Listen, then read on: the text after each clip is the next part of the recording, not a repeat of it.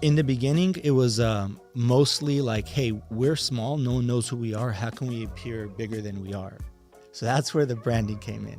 And I luckily started that early on. So at first, we started with basically no money invested into this business. I'm talking, we may have gathered about $1,000 to just buy leads.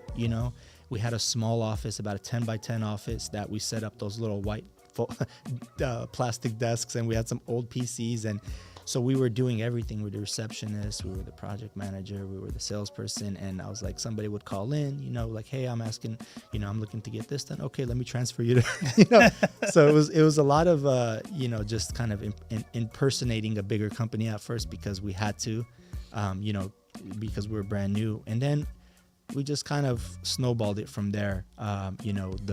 We stole some jobs, we were able to reinvest, and everything kind of grew organically. And if you were subcontracting out some jobs, how do you find those subcontractors? Well, that's always if you ask anybody in the construction trade, what's the hardest aspect of the business, it's always finding labor. Luckily, we had, through the introduction of, one sub, then they introduce you to another sub, then you find out who's kind of good in the industry, and kind of became a referral type of somebody recommended this person for roofing and then this person, and so it just kind of became a referral based. And then what happened quickly was we found the subs that we really like to work with, and we made them what we called captured subs.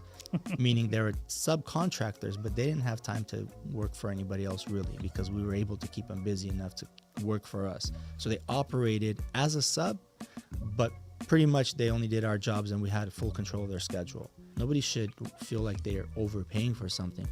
I feel like if you're doing your job right as a company, people should feel that they got more than what they paid. If you did a good job, then they should feel like they got more than what they paid. They shouldn't feel like they got, ripped off or anything like that. So it's your job as the company to figure out what you need to do to create that experience. Doesn't mean you have to drop your price. Just means you have to figure out what you're going to do. Maybe you're going to improve your experience. Maybe you're going to provide a different, experience for that customer that they're going to feel like, hey, I really got my money's worth out of this experience. It's easy for consultants to go in there and just talk themselves out of a job because they just, here's all the features and benefits. Look, this is all the data. And they can go on 80% of the time just overwhelming that conversation. What we try to do is have them be the guide in the process.